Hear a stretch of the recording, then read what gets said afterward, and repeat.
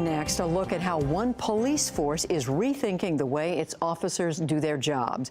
In the aftermath of a succession of deadly police shootings, law enforcement officials across the country have grappled with how police officers might better interact with the public. In Camden, New Jersey, new procedures meant to bring officers into closer face-to-face contact with the people they serve seem to be having a positive effect. Hari recently traveled to Camden and has this report. Officer Vidal Rivera is a native son of Camden, New Jersey, a street cop who can see the blocks he patrols through eyes that grew up here.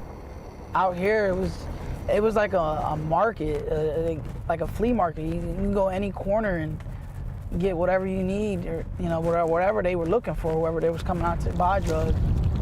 He's referring to customers from Philadelphia who came across the Delaware River to buy drugs. They still come in, but in smaller numbers. By day, Rivera is police.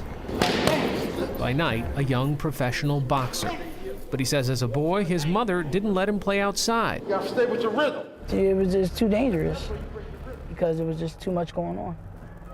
She feared, something could happen, someone high, driving a car, shootout, everything.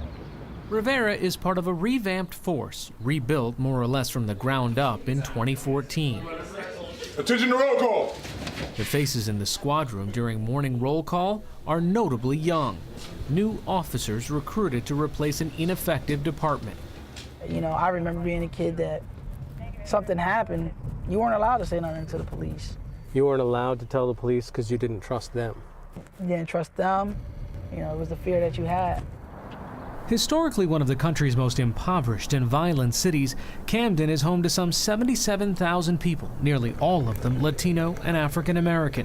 And a number of the department's newer officers have been recruited from the community.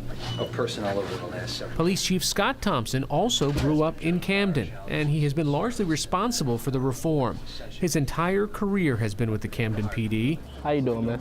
He ordered his officers to leave their cars, patrol neighborhoods on foot, knock on doors, look in on shopkeepers. Any problems, anything bad to report?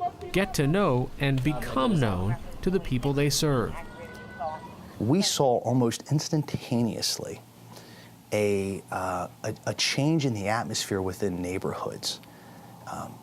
That's what people wanted from us.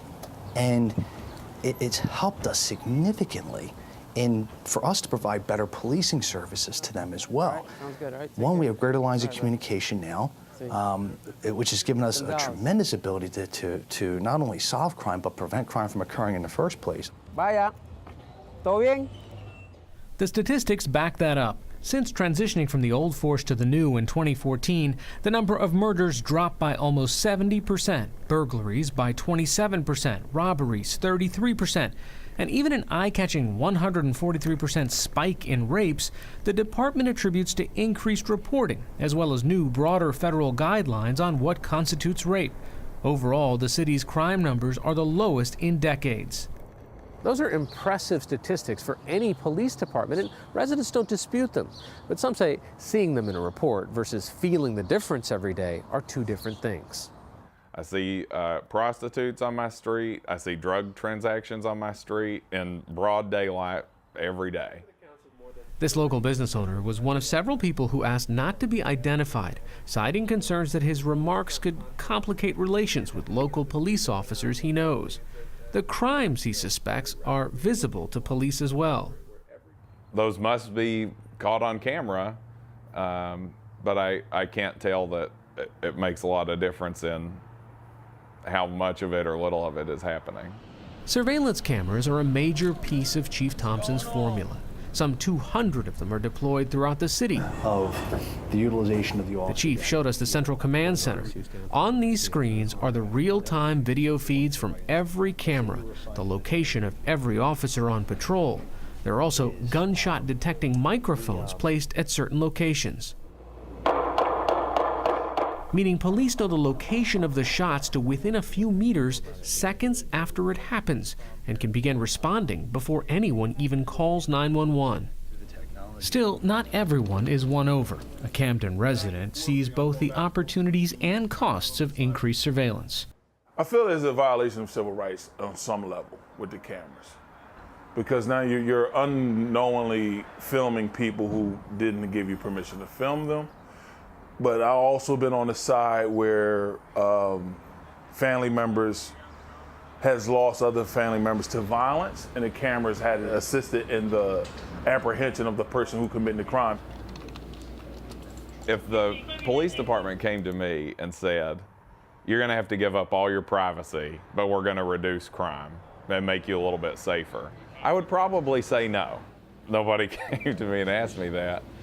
Is there a concern that people could feel like their civil rights are being violated? You know, we don't have any secret cameras stored away in the city. Everything is overt. They're up there on a pole.